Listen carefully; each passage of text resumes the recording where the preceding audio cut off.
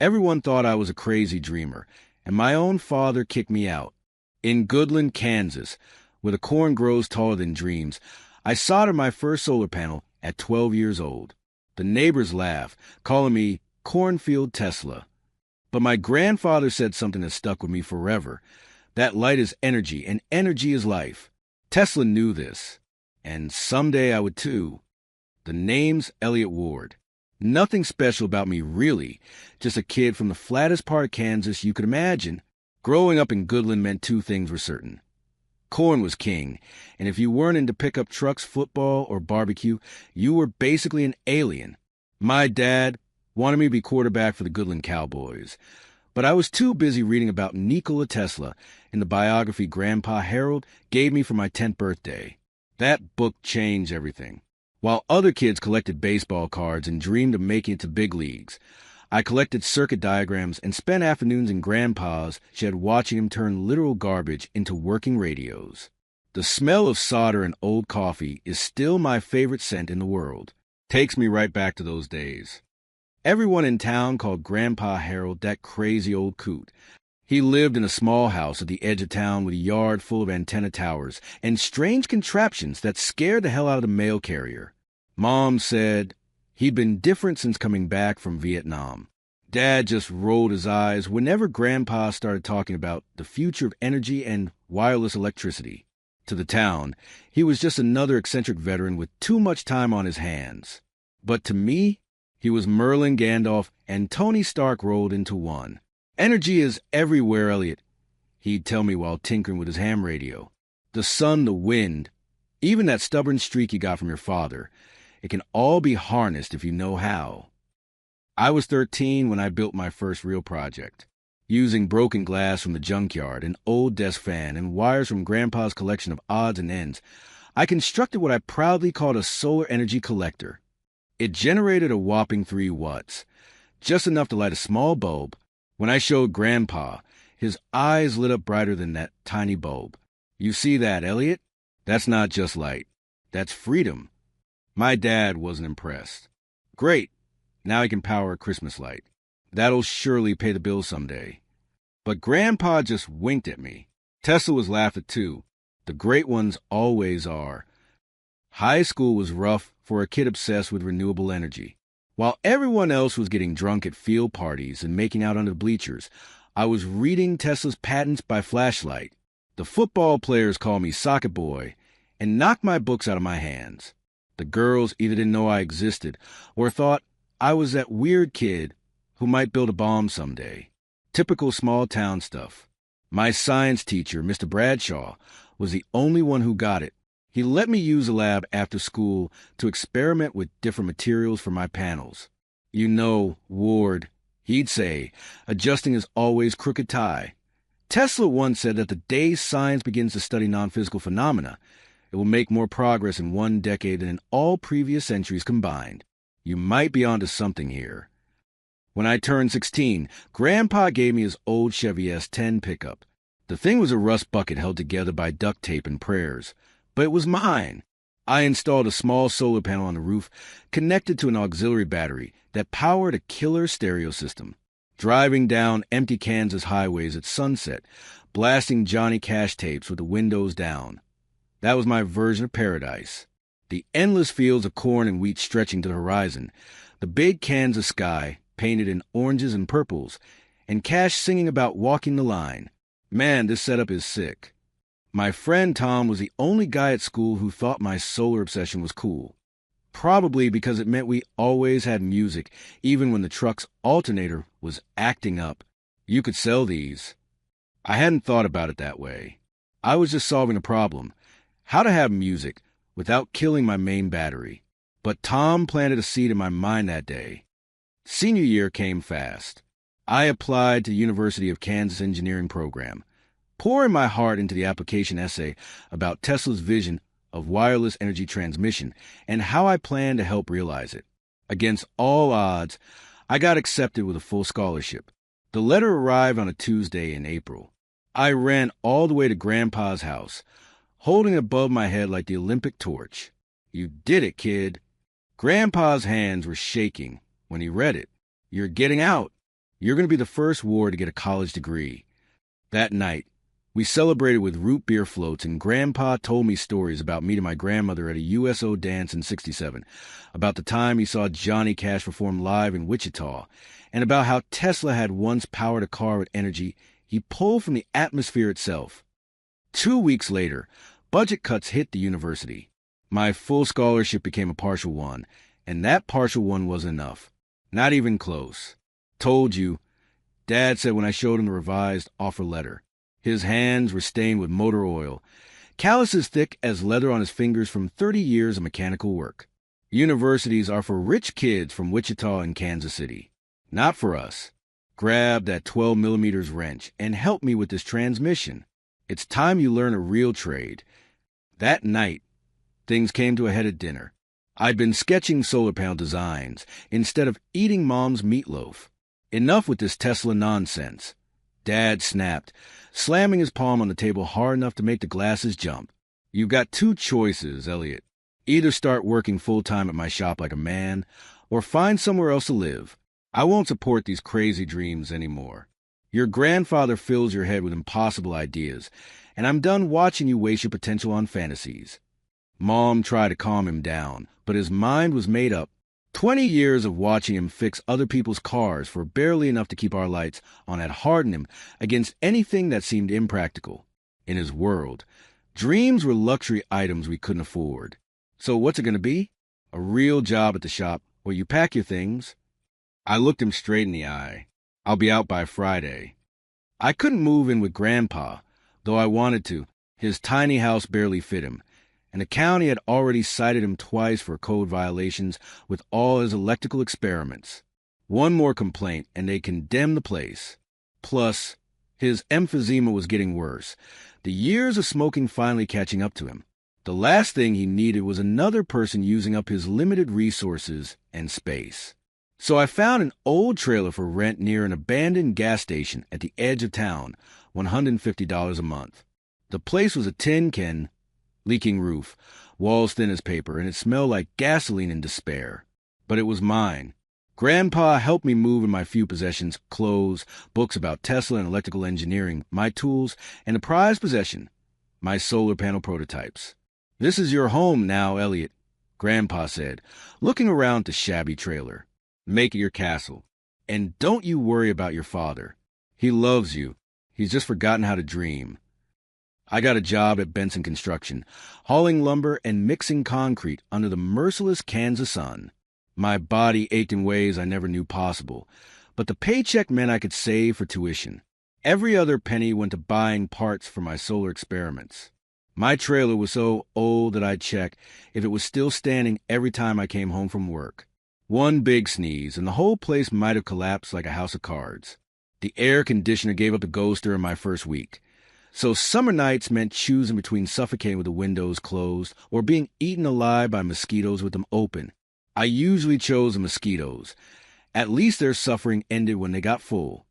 By day, I poured concrete and framed houses. By night, I sketched designs for a new kind of solar panel, one that followed the sun like a sunflower, maximizing energy collection without expensive sensors and motors. The idea came from watching how plants naturally turn toward light sources. You're on to something there, Grandpa said when I showed him my sketches. Nature's had billions of years to solve energy problems. We'd be fools not to copy her homework. He brought me his old textbooks from his brief stint at community college before the war called him away. Yellowed pages filled with equations and circuit diagrams that smelled like cigarettes and hope. We'd sit at my wobbly kitchen table until the early hours, calculating angles and testing small prototypes. The trailer became my laboratory. Every surface covered with tools, wires, and solar cells in various stages of assembly. I slept on a mattress on the floor, surrounded by stacks of books about Tesla, Einstein, and modern solar technology. My neighbors thought I was cooking drugs or building bombs. The landlord threatened to evict me twice, until I fixed his ancient Frigidaire for free. Dad barely spoke to me during this time. When we did talk, it usually ended with him saying something like, "You think you're smarter than everyone, don't you? You know Tesla died broke and alone in a hotel room, right? Is that what you want?" Those words stung more than he knew, but they also lit a fire in me. Because Tesla might have died poor, but his ideas changed the world forever. And somewhere inside, I believed mine could too. One particularly hot night in July, with the cicadas screaming outside like they were trying to wake the dead, I hit a breakthrough. I'd been experimenting with photosensitive compounds that could contract and expand based on light exposure, potentially moving a panel without motors. On paper, it worked perfectly. In reality, the materials kept breaking down after a few cycles. Frustrated, I stepped outside to clear my head. The Kansas night sky stretched above me, an ocean of stars so bright and clear it made my chest hurt. Growing up in farm country has its perks. No light pollution means you can see every star in a galaxy. I thought about Tesla, looking at these same stars a century ago, dreaming of pulling energy straight from the cosmos. The future belongs to those who can see the invisible, Tesla once wrote. I stared up at those stars and wondered what invisible forces were waiting for someone to harness them. Standing there, surrounded by cornfields that stretched the horizon, I felt simultaneously tiny and enormous with possibility. Back inside, I grabbed my notebook, the one Grandpa gave me with Tesla's picture on the cover, and wrote by the light of a single bulb powered by my first solar panel. What if the panel could know where the sun is without having to be told? I sketched a new design, incorporating elements from plant biology and simple photosensitive materials arranged in a way that mimicked a sunflower's heliotropism. It was rough, probably impossible with my limited resources, but it felt right. My eyelids grew heavy as I continued to refine the design. The last thing I remember before falling asleep was looking at Tesla's picture on the notebook cover and thinking, I'll prove Grandpa right. I'll prove them all right. I fell asleep holding that notebook, dreams full of light and energy, determined that tomorrow would be the day everything changed.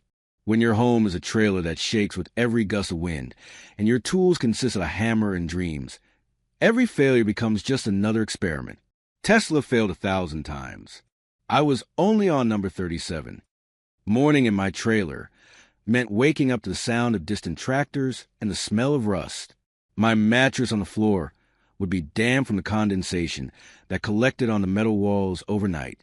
Every day started the same way, with cold water splashed on my face from a leaky faucet, and a silent promise to myself that today would be the day something worked.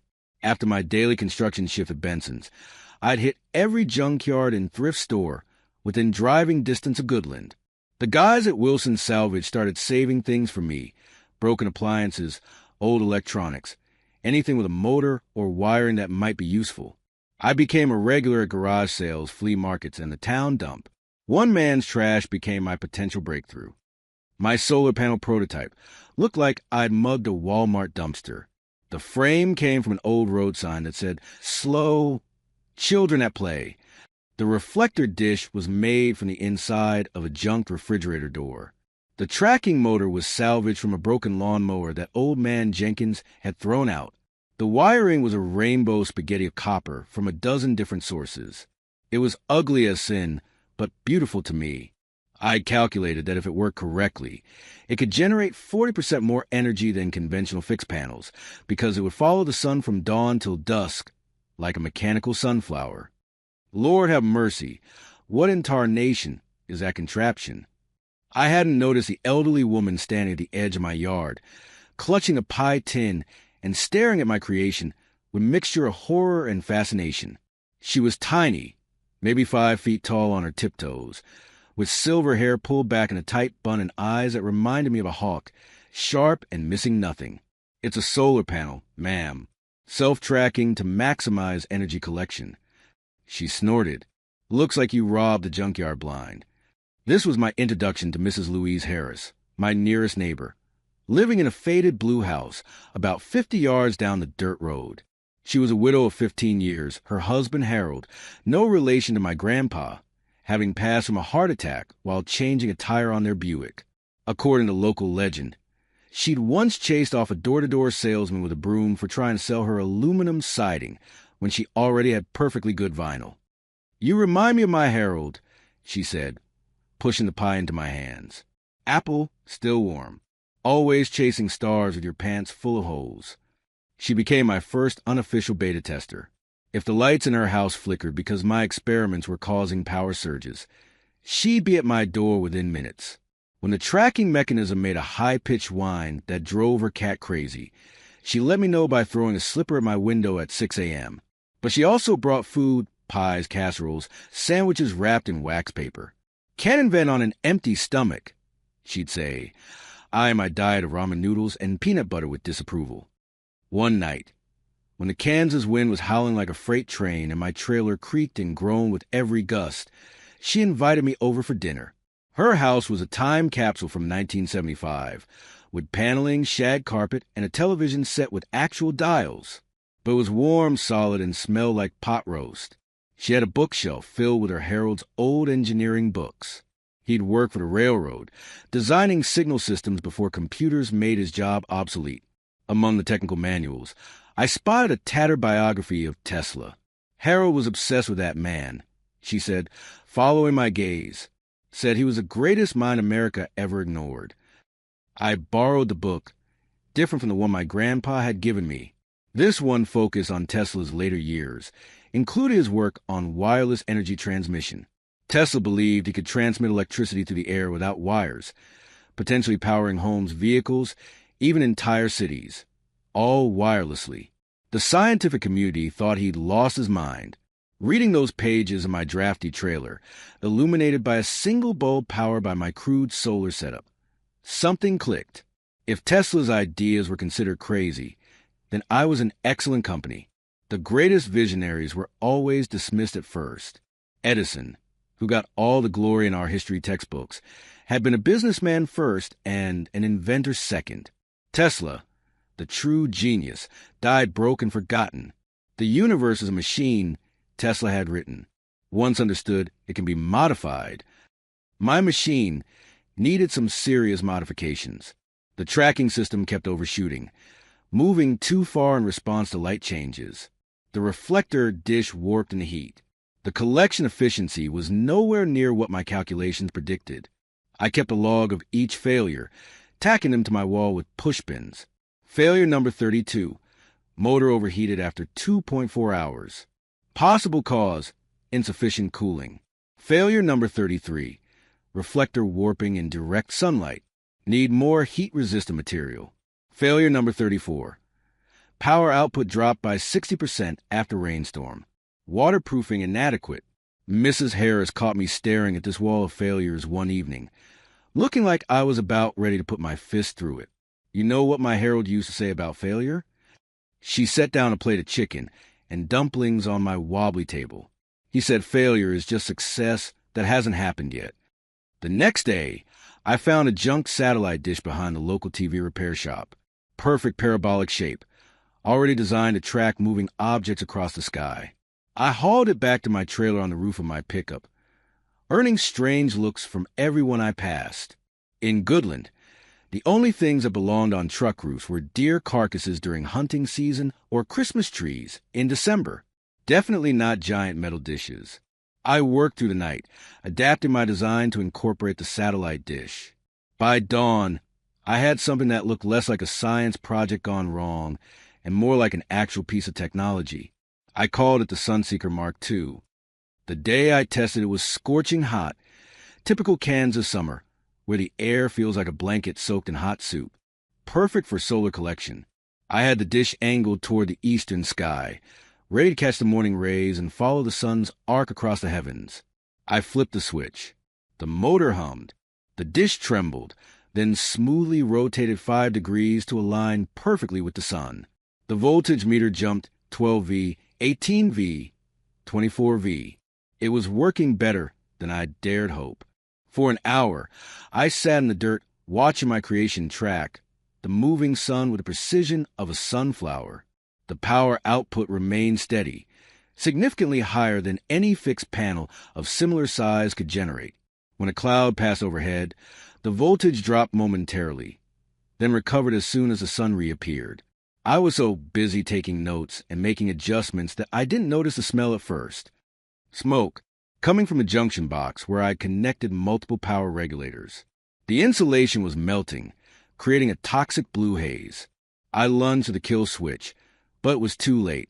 With a sound like angry hornets, the junction box erupted in sparks. One spark hit the threadbare carpet I'd salvaged from the dump. Another landed on the stack of technical drawings on my workbench.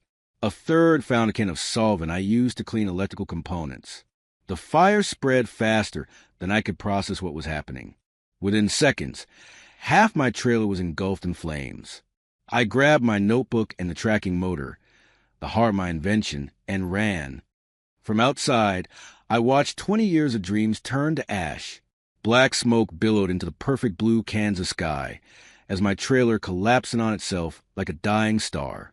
A passing farmer had called the volunteer fire department, but by the time they arrived, there wasn't much left to save. Old Jim Wheeler, the trailer's owner, showed up while the firefighters were still dousing the smoldering remains. To my surprise, he didn't seem particularly upset.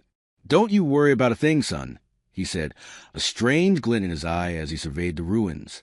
That old rust bucket was insured for way more than it was worth.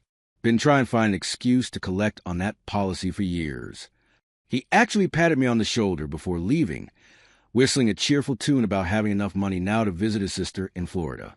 The fire chief just shook his head, having clearly seen this kind of convenient disaster before in Goodland. I was still standing there, clutching my notebook and motor, covered in soot and sweat, when a familiar truck pulled up. Dad. Someone must have called him. He didn't say anything at first, just stood beside me watching the firefighters spray water on the smoldering remains. Finally, he sighed deeply. "I told you, son. Dreams burn faster than kindling." I spent that night in my old room at home, staring at the glow-in-the-dark stars I'd stuck on the ceiling when I was 10. Mom had tried to take them down years ago, but I'd used the industrial-strength adhesive Grandpa gave me. Those stars weren't going anywhere, just like my determination. Morning came with the smell of bacon and the sound of Dad's truck starting as he left for work, without saying goodbye. I packed what few possessions I had left and was headed out when Mom stopped me. "Your father may not understand you, Elliot, but he loves you. His way of showing it is wanting you to be safe. Practical." "I know, Mom, but I can't be practical when the impractical is calling me." I was loading my stuff into my pickup when Mrs. Harris's ancient Buick pulled into our driveway. She rolled down the window manually, the handle making a grinding noise that probably meant another part of the car was about to give up the ghost. "You planning on sleeping in that truck of yours?" she asked, arching an eyebrow. "Haven't figured that out yet." She tossed something that glinted in the sunlight. I caught it reflexively. A key. Harold's garage. It's been sitting empty since he passed. Solid concrete floor electricity and not a scrap of flammable carpet in sight. She fixed me with that hawk-like stare. "Harold would never forgive me if I let a dreamer like you give up because of a little setback like your home burning to the ground." Harold Harris's garage was twice the size of my trailer and 100 times more suitable for what I was trying to do. Workbenches lined the walls, still organized with tools that hadn't been touched in 15 years. A pegboard held wrenches and screwdrivers arranged by size. Metal cabinets contained carefully labeled drawers of screws, nuts, bolts, and electrical components. The concrete floor was oil-stained but solid. Best of all, the garage had a full 200-amp electrical service, installed when Harold had briefly dabbled in welding as a retirement hobby. Old calendars from railroad supply companies still hung on the walls, frozen in time at March 1992.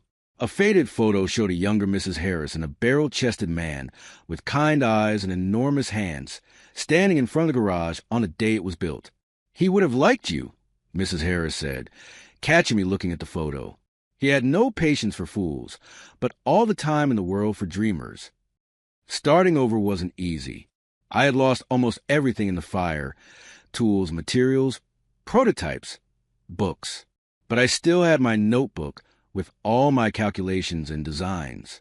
I still had the tracking motor, the heart of my invention, and now I had a proper workspace. The guys at Wilson's Salvage heard about my misfortune and set aside more parts for me. My boss at Benson Construction let me take home scrap materials from job sites, copper wire, sheet metal, even a brand new junction box that fell off the truck. Grandpa contributed what tools he could spare. Little by little, I rebuilt. Better, stronger, safer. I added circuit breakers, fuses, thermal cutoffs, every safety feature I could think of. No more fires. No more failures that couldn't be contained. 3 weeks after the fire, I was ready for another test. I'd mounted the satellite dish on a proper stand in Mrs. Harris's backyard, away from structures, with a fire extinguisher close at hand just in case. The motor I'd saved from the fire was now protected in a metal housing with cooling vents. The wiring was professional grade, with proper insulation and connection points. Mrs. Harris sat in a lawn chair a safe distance away, watching with her arms crossed and her lips pursed in that expression that said she was prepared to be either impressed or disappointed, but nothing in between. I connected the battery and stood back. The moment of truth. "Come on, Tesla," I whispered. "Don't let me down." The motor hummed to life, a smooth, confident sound like a well-tuned engine. The dish rotated slowly, precisely, tracking the afternoon sun with ballet-like grace. The voltage meter climbed steadily, the needle settling exactly where my calculations predicted it should be. No smoke, no sparks, no fire, just clean, efficient energy harvesting, exactly as I had envisioned it. A smile spread across my face as I turned to Mrs. Harris. This is just the beginning. I never went looking for fame. I just wanted Mrs. Harris to stop paying $200 electric bills every month. But when your solar panel goes viral on TikTok, suddenly Kansas feels like the center of the universe. After proving that my Sunseeker prototype worked in Mrs. Harris's backyard, I immediately started planning a practical application. The test was one thing. Making something that could actually power a home was another challenge entirely. I spent 2 weeks redesigning the system to be more compact, more efficient, and most importantly, more affordable. Tesla's vision wasn't just about inventing amazing technology. It was about making energy accessible to everyone. Mrs. Harris's last electric bill was taped to her refrigerator, $187.42. For a widow on a fixed income living in a modest house, that was highway robbery. The utility companies had been hiking rates every summer, claiming infrastructure costs and peak demand surcharges. The people who could afford at least were getting hit the hardest. "Your meter's running like a scared rabbit," I told Mrs. Harris after inspecting her ancient fuse box and the power-hungry appliances throughout her house. "That refrigerator alone is probably eating $50 a month." Her electric water heater was from the Carter administration. The window AC units were energy vampires, and the power company was charging peak rates during the hottest hours of the day, exactly when she needed cooling the most. The solution wasn't just a solar panel. It was a complete system: generation, storage, and smart distribution. I drew up plans for what I called the Harris Home Energy System, named in honor of both her and her late husband. Building it took all my savings, and then some. I picked up extra shifts at the construction site, worked weekends at Wilson Salvage for store credit, and even sold my beloved pickup truck stereo system. Every component needed to be just right. This wasn't an experiment anymore. A real person was depending on this to work. Grandpa visited every evening after his doctor's appointments, bringing his old circuit testing equipment and endless encouragement. Despite his worsening emphysema, he'd sit for hours in Mrs. Harris's garage, helping me fine-tune the power inverter and sharing stories about Tesla's determination in the face of skepticism. Tesla kept working even when everyone said he was crazy. Grandpa would remind me between coughing fits. That's the price of seeing further than others. The main panel was a refined version of my satellite dish design, with improved tracking accuracy and broader collection surface. I added a battery bank using reconditioned cells from electric vehicle batteries that I bartered for by helping the local mechanic install a new lift in his garage. The distribution system included a smart controller that would prioritize critical systems during low generation periods. What made my system different was its adaptability. Most commercial solar setups were static. The panels just sat there regardless of where the sun moved. Mine tracked the sun like a faithful dog, following its master across the yard, extracting up to 40% more energy throughout the day. And unlike the sleek black panels you'd see on wealthy suburban homes, mine was built from repurposed materials at a fraction of the cost. Installation day was the hottest Saturday in July. My grandpa came to help, despite his coughing fits. We mounted the main panel on a reinforced post in Mrs. Harris's backyard, ran conduit to the garage where we installed the battery bank, and rewired her fuse box to integrate with the new system. Grandpa's hands shook from his medication, but his mind was sharp as ever as we connected the final wires. He told me about helping to electrify farms outside Goodland back in the 1960s. The look on people's faces when they turn on electric lights for the first time after years of kerosene lamps. That a feeling worth more than money. Elliot. By sunset, we were ready for the switch on. Mrs. Harris stood on her back porch, fanning herself with a church bulletin. Tried to look unimpressed, but not quite pulling it off. If this thing explodes, she warned, I'm sending the bill to your father. I flipped the master switch. The system hummed to life. Her porch light came on, then her kitchen lights, then her ancient window AC units kicked in one by one. The smart controller's display showed power flowing from both the panel and the battery, balancing the load perfectly. No explosions, no smoke, no disaster. When the first electric bill came a month later, Mrs. Harris called me over. She held the paper like it was a winning lottery ticket.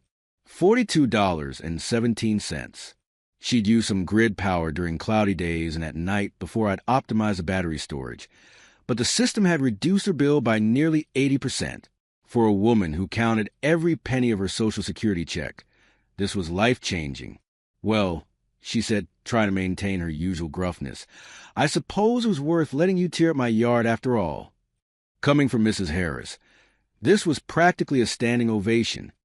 I might remain just another small-town inventor, if not for Kayla, Mrs. Harris's 16-year-old granddaughter, who came to visit from Wichita the following weekend. Kayla took one look at the contraption in her grandmother's backyard, with its constantly adjusting solar dish and the neat rows of status lights on the control panel, and immediately pulled out her phone. This is insane, she kept saying as she circled the installation, filming from every angle. Some guy from literal Cornfield, Kansas, just out-engineered Elon Musk in his grandma's backyard. I tried explaining that it wasn't that revolutionary, just a practical application of existing technologies combined in a way that made them more accessible. Kayla wasn't listening. She was already adding music and captions to her video. 3 days later, my phone wouldn't stop buzzing. Kayla's TikTok had gone viral. 5 million views and climbing. The caption read, This Kansas farm boy built a solar system that follows the sun and saved my grandma $150 per month on electricity. Hashtag renewable energy. Hashtag DIY. Hashtag FYP. The comments section was blowing up. Bro, living in 2050, while the rest of us still in 2025. I need this for my mom's house. How much? Silicon Valley nerds punching air RN. Can you make a tutorial? I'd always thought TikTok was just for dance trends and prank videos. Turns out, people were starving for practical solutions to real problems like expensive electricity. The TikTok was just the beginning. Someone posted the video to Reddit's r/renewable energy subreddit, where it shot to the top and stayed there for 3 days. My inbox filled with messages from people all over the country asking for specs, pricing, installation guides, even job offers. One Reddit user dubbed me the Cornfield Tesla, and the nickname stuck. I created an account to answer questions, try to explain that my system wasn't ready for mass production, that it was just a prototype built for one specific situation. When someone asked why I was doing this, I replied honestly, Tesla dreamed of free energy for everyone. I just want to make sure grandmas don't get their electricity shut off. That comment got more awards than the original post. Local news picked up the story next. Cake News from Wichita sent a reporter to Goodland. They filmed a segment about the young inventor revolutionizing solar energy in rural America. The reporter kept trying to get me to say I was going to be a millionaire, but that wasn't what motivated me. I just wanted to help Mrs. Harris. I told the camera, energy shouldn't be a luxury. The segment aired on a slow news day between a story about a county fair pie contest and the weather report. I figured that would be the end of it. I was wrong.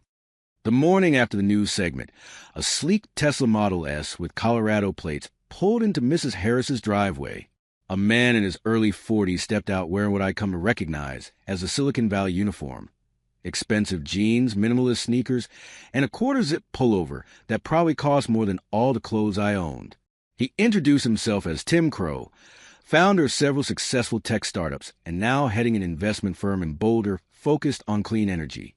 He'd seen Kayla's TikTok, then the Reddit thread, then tracked down the local news segment. "I've been looking for exactly this kind of innovation," he said, examining my solar tracking system with genuine interest. "Everyone's focused on incremental improvements to existing technology. You've gone back to first principles." Tim wasn't just another tech bro talking a big game. He knew his stuff. We spent hours discussing the technical aspect of my design, the limitations of current solar technology, and Tesla's original vision for distributed energy.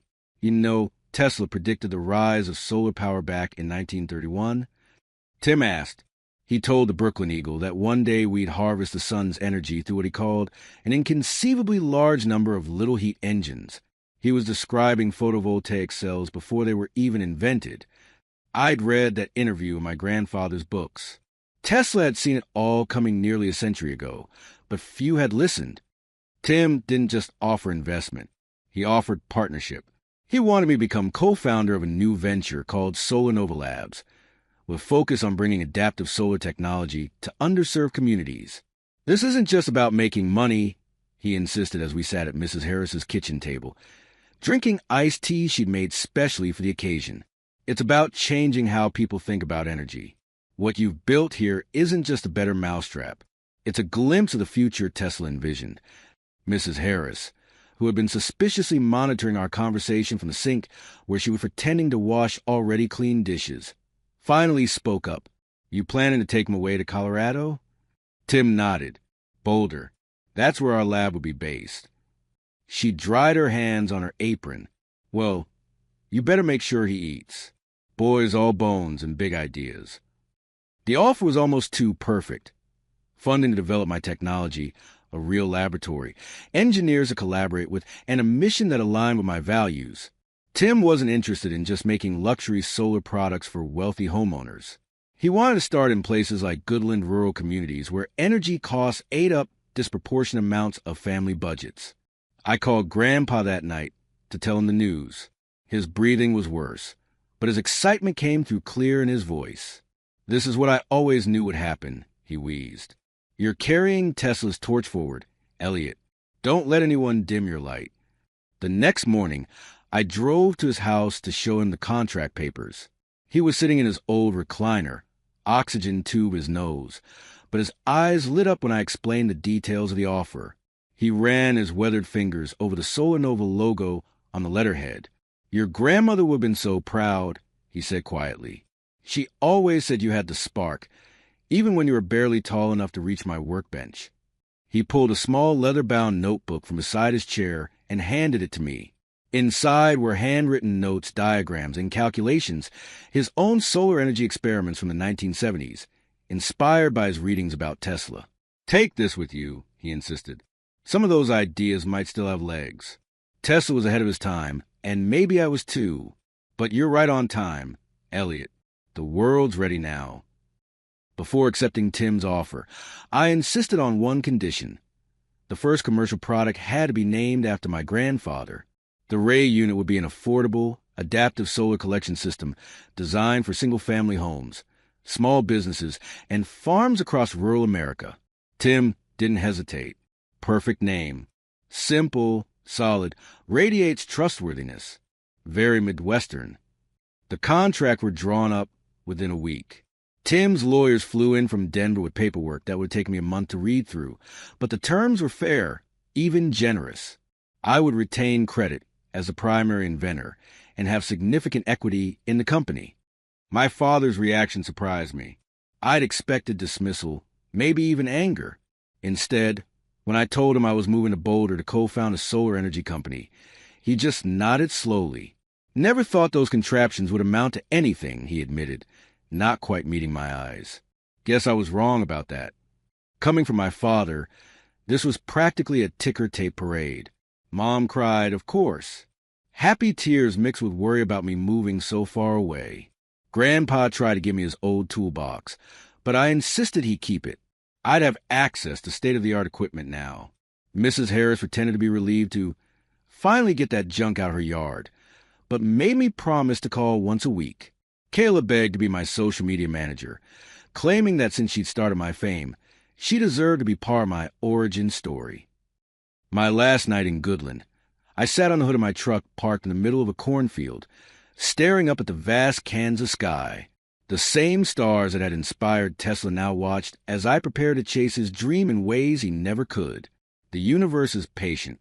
It presents the same opportunities to each generation, waiting for someone to recognize the possibilities hiding in plain sight.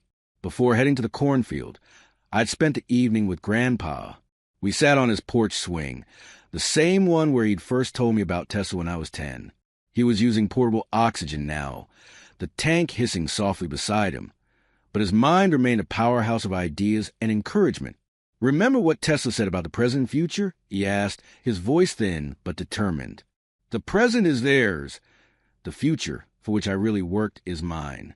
Now it felt like his future was becoming my present, the baton of innovation passing across a century. Grandpa pressed something into my palm, his old pocket watch that had belonged to his father. "Time is the most valuable resource, Elliot. Tesla knew that. Don't waste a second of it trying to convince people who won't see the light. Just build the future and let them catch up." 2 days later, I stood in the gleaming lobby of a converted warehouse in Boulder that would serve as Solar Nova's headquarters. Tim handed me a small white rectangle. "First things first," he said with a grin. "You'll need this." It was a business card. Simple, elegant design with just a name and title. Elliot J. Ward, co-founder, Solar Nova Labs. I ran my thumb over the embossed letters, thinking of Grandpa's weather hands showing me how to connect my first circuit, of Tesla's visions dismissed as the ravings of a mad scientist, of Mrs. Harris's kitchen lights powered by the sun. "I did it, Grandpa. I thought, for you and for Tesla." I pulled out my phone and took a picture of the business card to send to Grandpa. He'd asked me to call as soon as I got it, saying he wanted to be the first to see official proof that his grandson was continuing Tesla's legacy. Despite the 3-hour time difference between Kansas and Colorado, I knew he'd be waiting by the phone, probably sitting in his workshop surrounded by his own inventions that the world wasn't quite ready for. The future was calling, and for once, it sounded like opportunity knocking instead of dreams burning. 3 months ago, I was living in a trailer that smelled like gasoline. Now I'm in Colorado, working in an office where the coffee costs more than my monthly food budget back home. But underneath this new exterior, I'm still that same kid from Kansas who believes in the power of the sun. Boulder hit me like a cultural tidal wave. The mountains looming over the city made Kansas feel like another planet entirely.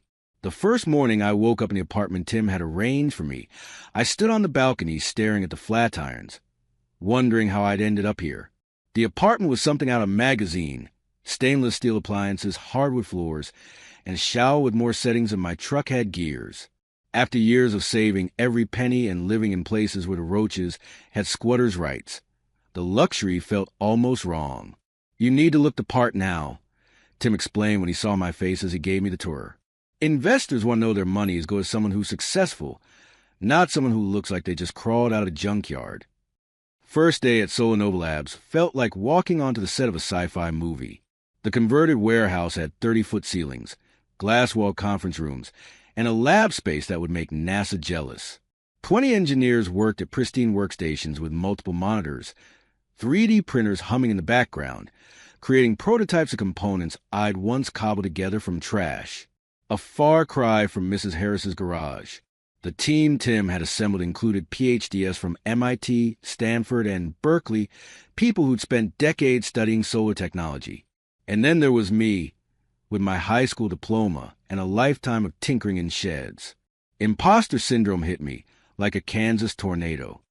"Your approach is fundamentally different," Tim kept telling the team. "Elliot here doesn't follow the rule book because he never read it. That's his superpower." The engineers were skeptical at first. Dr. Patel, our head of R&D, examined my original design with the expression of someone finding a finger in their salad. But his tune changed when we ran the efficiency tests. My crude tracking system outperformed their state-of-the-art solar arrays by nearly 37% in variable light conditions. Sometimes the best innovation comes from necessity, Dr. Patel admitted later. When you can't afford expensive components, you find creative solutions. Life in Boulder required serious adjustment. People actually stopped at crosswalks. Coffee shops offered 15 varieties of milk, none of them just regular cow's milk. Everyone seemed to be training for a triathlon or launching a startup. The first time someone asked if my clothes were sustainable, I thought they were asking if they'd last a long time. In Boulder, everyone eats kale and drinks smoothies with ingredients I can't pronounce. I told my mom on our weekly calls, I miss your cheeseburgers. Each Sunday, I'd talk to Grandpa, describing the lab and our progress. His breathing was getting worse, but his mind remained sharp.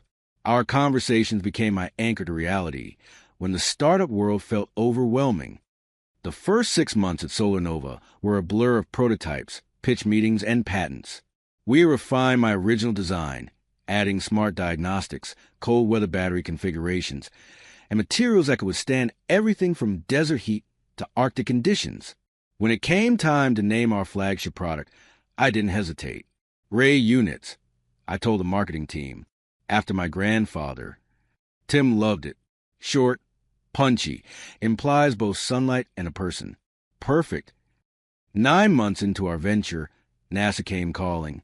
They needed a reliable, adaptable energy solution for a research facility in the Arizona desert.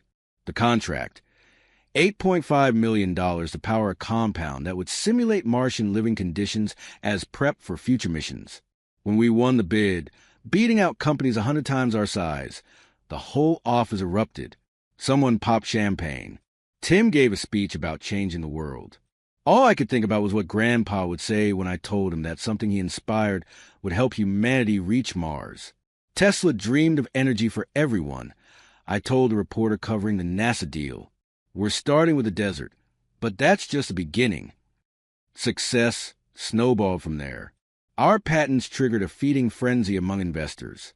SolarNova's valuation hit $50 million before our first anniversary. We expanded from 15 employees to 50, then 100. My equity in the company, originally just a gesture from Tim, suddenly had more zeros than I could comfortably count. The transition from broke inventor to tech executive wasn't without growing pains. The first time I had to fire someone, a lab tech who kept showing up late, I threw up in the bathroom afterward. Boardroom politics made high school social dynamics look straightforward. And nothing in my Kansas upbringing had prepared me for Silicon Valley pitch meetings, where 20-something VCs in Patagonia vests decided your fate while riding Pelotons. Forbes named me one of their 30 under 30 in energy. The photo shoot felt ridiculous. They had me posing with a solar panel, like it was a surfboard. During the CNN interview that followed, the anchor kept trying to paint me as some sort of climate messiah. I'm just a guy from Kansas who asked the sun to work smarter, I told her, uncomfortable with the spotlight. Tesla was doing this a century ago. I'm just picking up where he left off. That soundbite went viral, which still feels ironic. Back in Goodland, saying you believed in solar energy was like announcing you believed in unicorns. Now, the same ideas were being shared across social media with hashtags like hashtag Clean Energy Revolution and hashtag The Kansas Solution. Amidst the chaos of success, I received a letter from my aunt in Wichita. Your father watches all your interviews. He records the business channels just to catch glimpses of you. He'll never say it himself, but he's proud. The whole town is. They've started a community college scholarship in your name. I read that paragraph a dozen times, trying to imagine my father, who once told me Tesla died broke and alone, sitting in his recliner, watching me talk about solar panels on television. That night, I call home for the first time in months. Mom answered, excited as always to hear from me. Dad got on the line briefly. We talked about the weather, his truck, the Chiefs' chances this season. Everything except what I was doing in Colorado. But before hanging up, he cleared his throat. That thing you said on the TV, about asking the sun to work smarter. That was good, son, from him. Those words meant more than the Forbes cover. Just as Solar Nova was reaching cruising altitude, I received the call I'd been dreading. Grandpa's emphysema had taken a turn. The doctors gave him weeks, maybe days.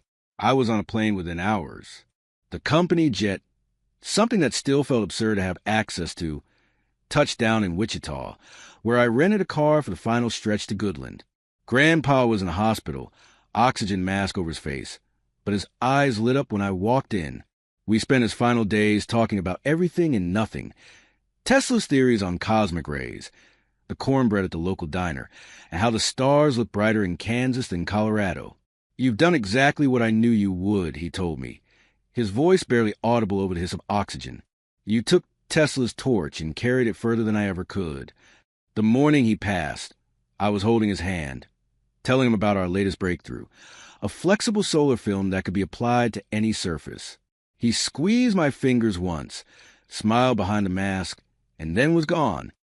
I stayed for the funeral, but returned to Boulder immediately after, throwing myself into work to avoid the grief. The company continued its ascent. We secured contracts with developing nations to power remote villages. Our residential ray units began appearing on rooftops across America's heartland. Time magazine put one of our solar arrays on its cover with the headline, "The future is bright." Tesla had once said, "We are all one, all part of the grand mechanism of the universe." In my darkest moments after losing Grandpa, I found comfort in that idea, that his energy hadn't disappeared but had transformed, becoming part of the same cosmic flow that powered the sun and stars. 3 years after leaving Goodland in my rearview mirror, I returned, not to prove anything to my father, but to bring light to where it all began, in the cornfield that made me who I am. The town had changed less than I had. The same storefronts lined Main Street. The water tower still proclaimed home of the Goodland Cowboys in faded paint. But as I drove down Maple Avenue, I noticed something new. A banner stretched across the community center. "Welcome home, Elliott Ward, Solar Pioneer." I almost drove right past it, certain they had me confused with someone important. Mrs. Harris had passed away 6 months after Grandpa, peacefully in her sleep, according to the letter from her granddaughter Kayla. But her house still stood, now owned by her daughter, who'd kept her mother's solar system in pristine condition. It had saved the family thousands in electricity costs over the years. The real shock came when I met with the mayor, my former high school principal, at the local diner. Over plates of chicken fried steak, he outlined the town's proposal. "We've set aside land at the edge of town, the old Johnson property, 20 acres. We want to build a research facility there. Solar technology for agricultural applications. With your company's help, of course." The Goodland Initiative, as we came to call it, would be Solar Nova's first rural research center, a place where local students could learn about renewable energy, where farmers could test solar-powered irrigation systems, and where my hometown could become a hub for clean tech innovation. Dad showed up at the groundbreaking ceremony, standing awkwardly at the back of the crowd. After my speech, he approached, hands in his pockets, eyes on his boots. "Money doesn't make a man better," he muttered, still unable to look directly at my success. "I don't want to be better, Dad." I replied, "I just want us to have light." He nodded once, a gesture that contained decades of complicated emotions. Then, to my surprise, he handed me his worn leather work gloves. "Might need these. Foundation work is hard on the hands."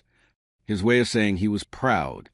The centerpiece of our Goodland project was a solar array for the town's public buildings, the high school, library, medical center, and community college. 20 ray units, each capable of generating enough power to run 3 average homes. The installation took 3 weeks, with local contractors learning the technology as we built. On each unit, we placed a small plaque, "Ray Unit," in honor of Harold Ward and Louise Harris, who believe in the power of light. During the installation, I visited Mrs. Harris's house one last time. Her daughter showed me to the garage where I'd rebuilt my dream after the fire. On the workbench, she left a sealed envelope with my name on it, apparently with instructions to give it to me if I ever returned.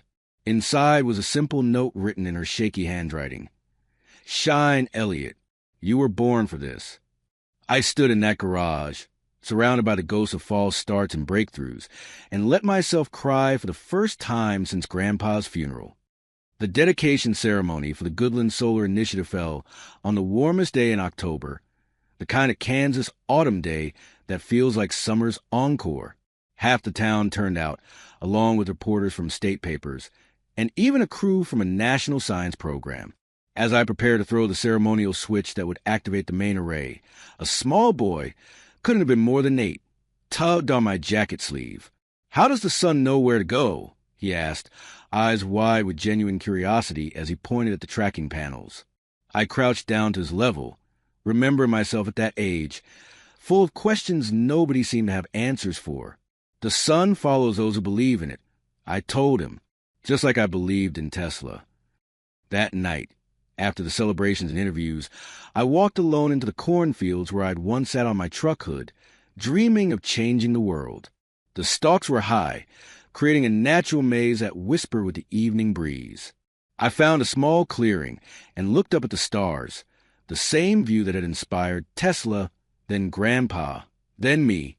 In the distance, visible above the corn, one of our array units silently tracked the setting sun, extracting the last photons of the day. Its movement was smooth, purposeful, almost alive, a mechanical sunflower following its celestial source. Against the horizon, an American flag fluttered atop the new research facility, silhouetted against the spectacular Kansas sunset that painted the sky in shades of amber and gold. The kind of view that made you understand why people had settled this seemingly empty place, why they'd stayed despite tornadoes and drought and economic hardship. "Thank you, Grandpa," I whispered into the gathering dusk. "Thank you, Tesla." The universe hummed its ancient melody of energy and light, while the stars winked on one by one. And somewhere in that cosmic mechanism, I like to think 2 old men, one famous, one known only to me, nodded their approval. In Goodland, Kansas, where the corn grows taller than dreams, the future had finally arrived, and it was bright,